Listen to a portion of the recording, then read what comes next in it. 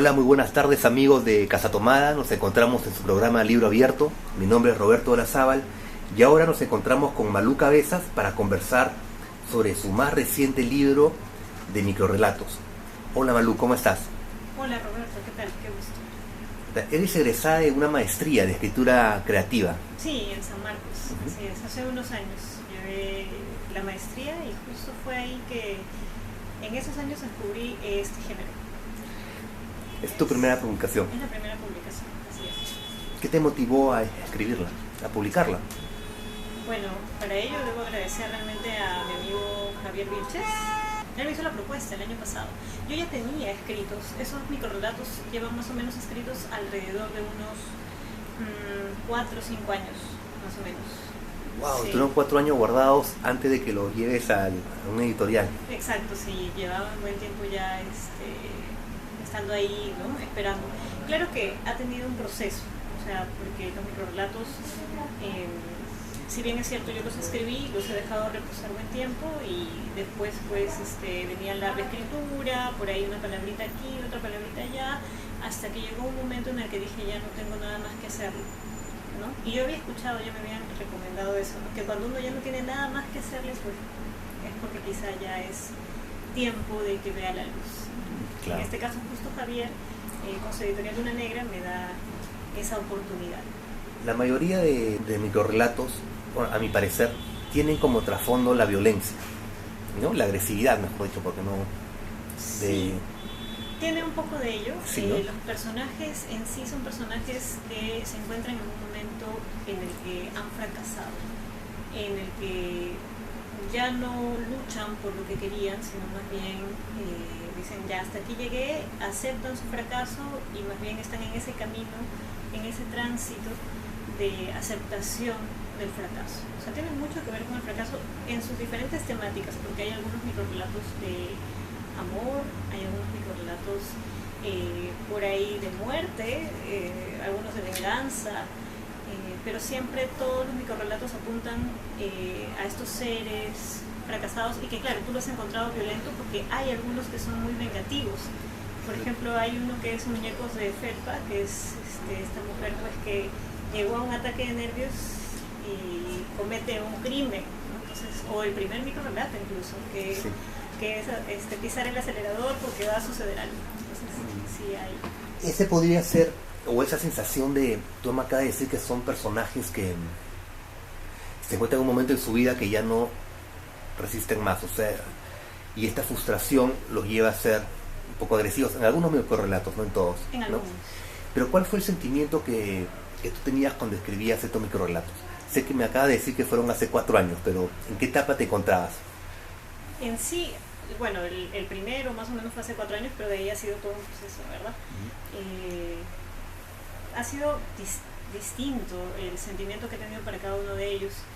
En lo general, cuando yo escribo, siempre suelo hacerlo en las madrugadas, en un momento en el que me siento totalmente sola, me aíslo de todo y empiezo a escribir. Violencia en sí no, cuando escribo sí hay un poco de una pasión muy fuerte quizá, en la que sí sufro, porque sí, yo sí, al menos a mí me sucede que sí entrego mucho, me meto demasiado en la historia y cuando ya está como que uno respira, un alivio, es algo así para mí. Y eso que son microrrelatos, ¿no? Imaginas una novela, ¿cómo terminaría? Sí, una novela, la verdad es que no soy de mucho, de gran aliento en mi caso. Yo he escrito microrrelatos, cuentos cortos de 1,5 páginas lo más. Por ahí tengo uno que tiene 4 páginas, pero es que pienso tanto las palabras que me siento mucho más cómoda en textos pequeñitos, ¿no? En poesía también, solía hacer poemas muy cortos, con versos que tenían muy pocas palabras. Una novela sí, wow, es así, eso que el aliento. Has comparado los microrrelatos con la poesía, ¿no? Y tiene mucho en común también. Sí. Porque hay que dar, en pocas palabras, decir mucho. Exacto. Bueno, sí es cierto. En mi caso, antes de escribir microrrelatos, yo empecé a escribir poemas, ¿no? Hacía pues pequeños versos, cortitos, pero también lo hacía en verso medido. Eso era lo que más me llamaba la atención, medir cada palabra.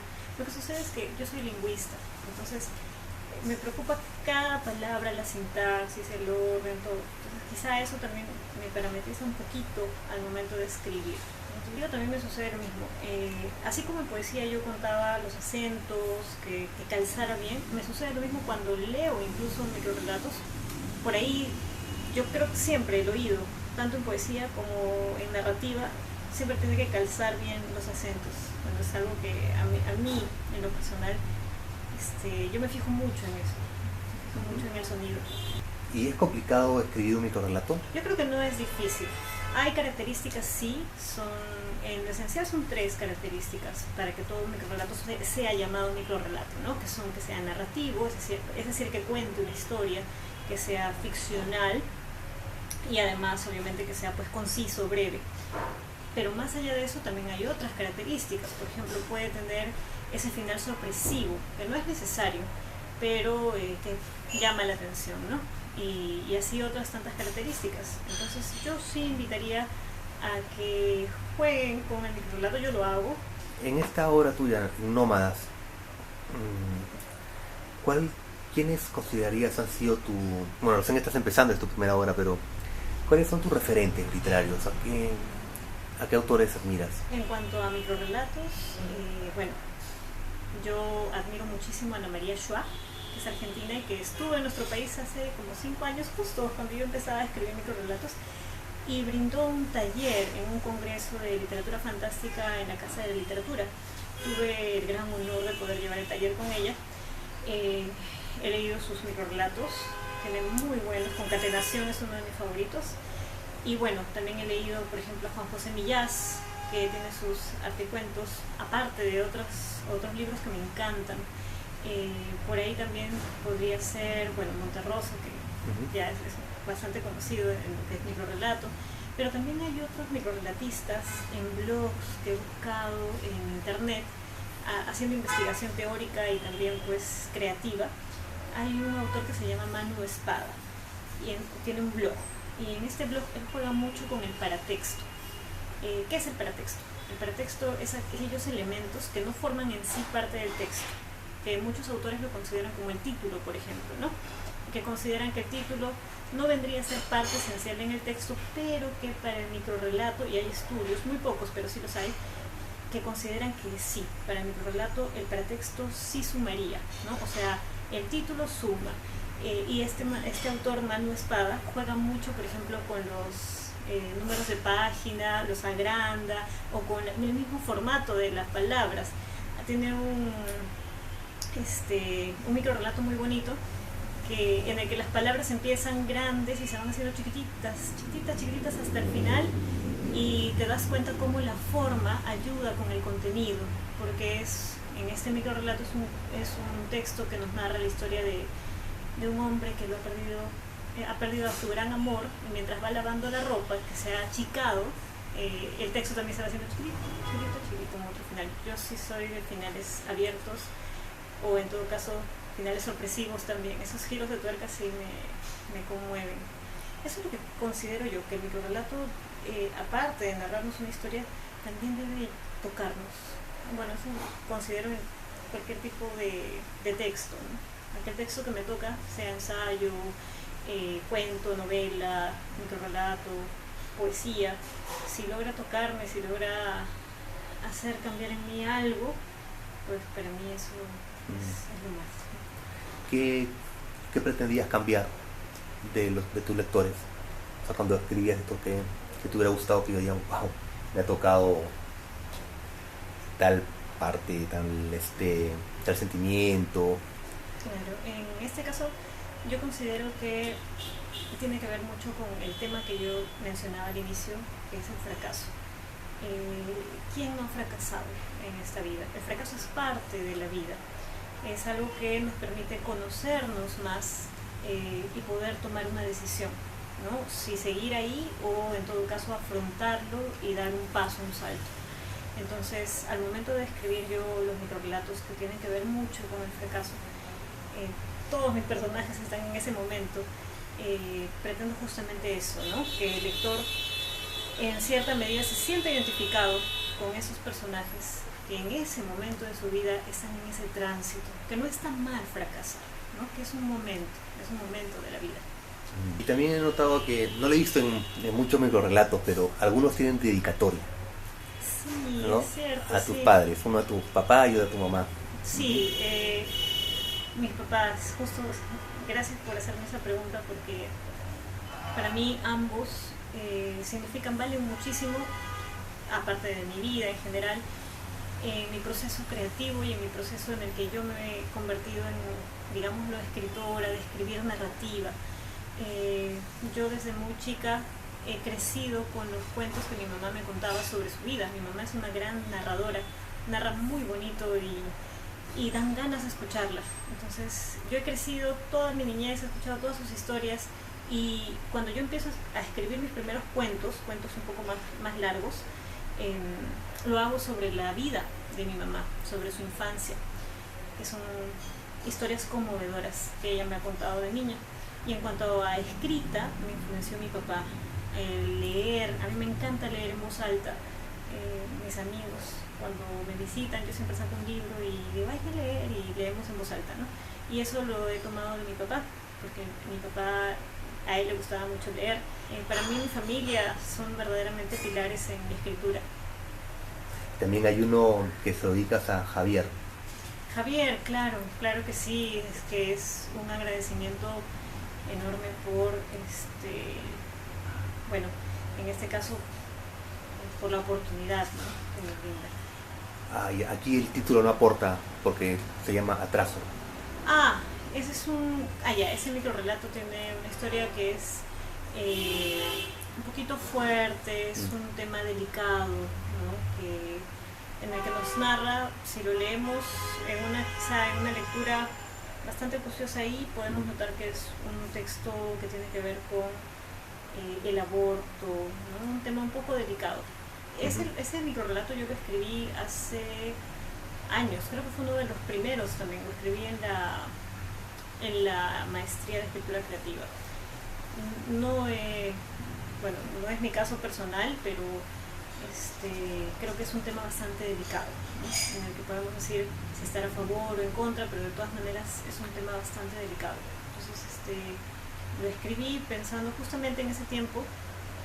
Yo pertenezco actualmente a un colectivo de mujeres llamado Sacra, y bueno, somos 7 mujeres escritoras, lectoras, y con ellas pues comparto ciertos temas, ¿no?, como el aborto en ese caso.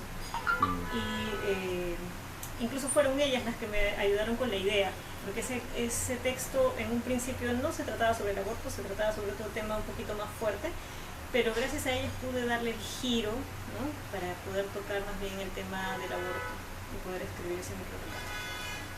Que estás en contra. De la legalización, no, yo sí estoy a favor. ¿Estás a favor? Estoy a favor.